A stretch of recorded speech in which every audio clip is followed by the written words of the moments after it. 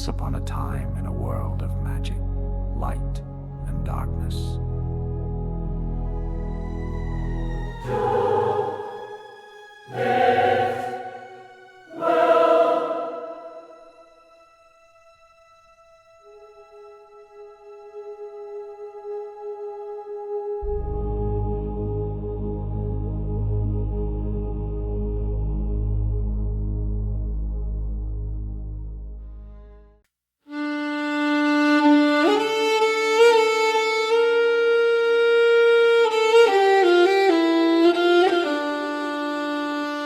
Maja Haran stood at the window of her chamber, her eyes fixed on the sprawling city of Lumina below. The sunlight streamed through the massive glass panes, casting a halo around her figure, making her appear almost ethereal. Her fine, pale skin glowed softly in the light, and her golden hair cascaded around her shoulders like a river of molten gold. The elegant robes of the Order of the Light adorned her form, symbols and insignia embroidered in shimmering threads that caught the light with every movement she made. She watched with a calculating gaze as a figure in the distance made his way toward the gates of the headquarters, his presence unmistakable even from this height. The Cassitan she allowed herself a small, knowing smile, her mind working swiftly as she calculated the time it would take for him to traverse the immense complex and arrive at her chamber. Half an hour, she murmured to herself, her voice barely a whisper in the quiet room, no more, no less. Behind her, a quiet voice broke the silence, tentative and respectful. Is it true? Is the Cassitan really here? Maja Haran turned slowly, her gaze falling upon Elyssa, who stood near the entrance to the chamber, her posture a mixture of formality and nervousness. The duelist amethyst eyes were wide, a flicker of uncertainty in their depths.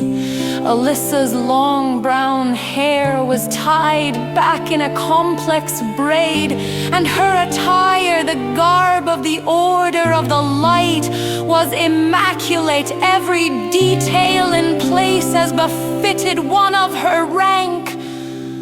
Maja Haran did not answer Alyssa's question. Instead, she tilted her head slightly, her expression enigmatic as she regarded the young duelist. How did things go in Naikamos? She asked, her voice as calm and smooth as the surface of a still pond.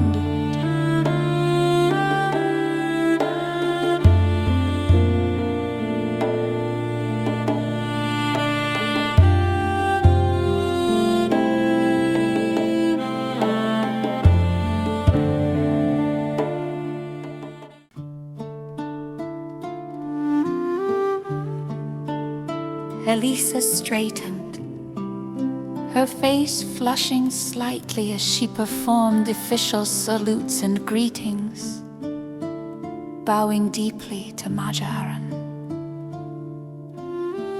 Maja Haran, supreme leader of the Order of the Light, she began formally, her voice steady despite the tension in her shoulders. I arrived in Naikamos just in time, though the journey was fraught with delays.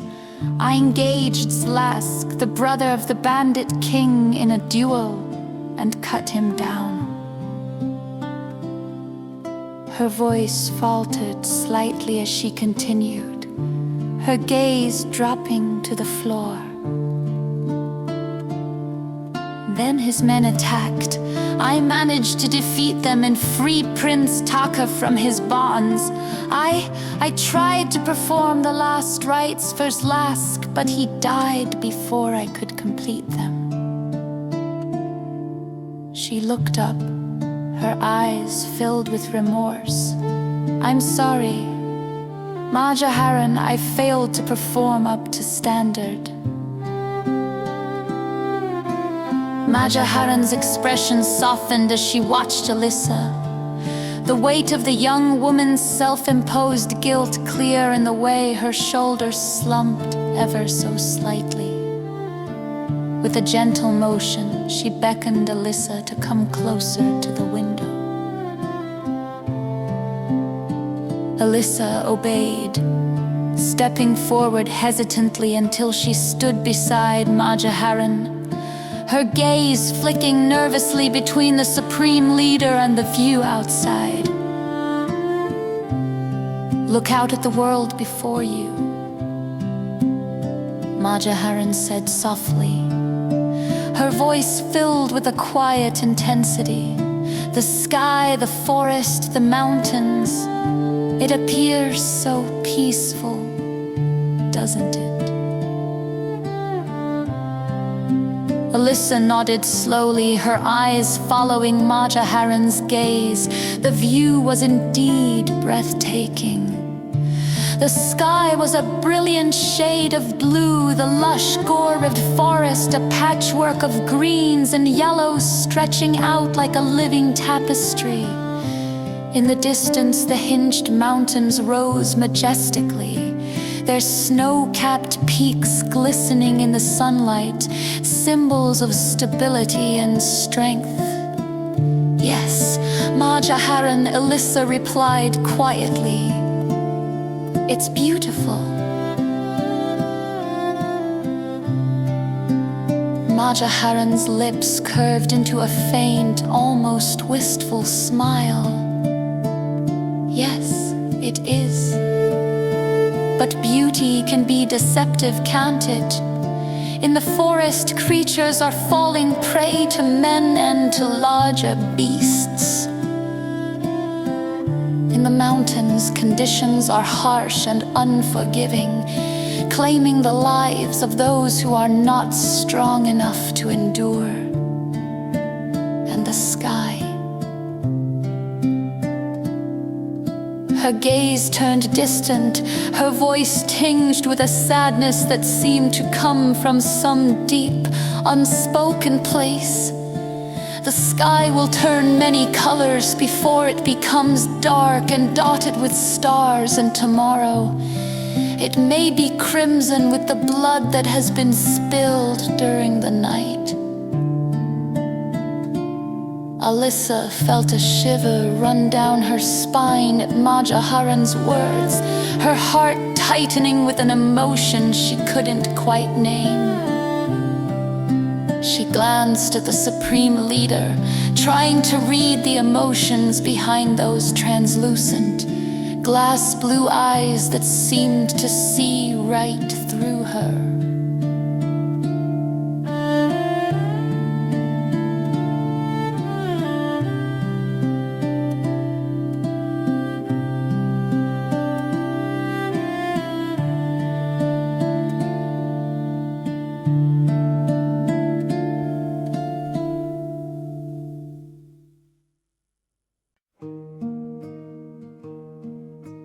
Maja Haran turned to her, placing a gentle hand on her shoulder. The halls of this complex are full of students training hard, scholars and officials working tirelessly, sacrificing their very lives to serve the great God and the almighty light. Everything has its place, and not everything is perfect. You, Elyssa, are no exception, but you did what you were sent to do. You did your duty. Elyssa fidgeted slightly, the weight of Maja Haran's gaze almost unbearable. She had always found the Supreme Leader's presence overwhelming, not knowing whether she was being given a lesson in wisdom or being set up for a reprimand. But the touch on her shoulder was warm, and the words, though firm, were kind. I understand your regret about the last rites.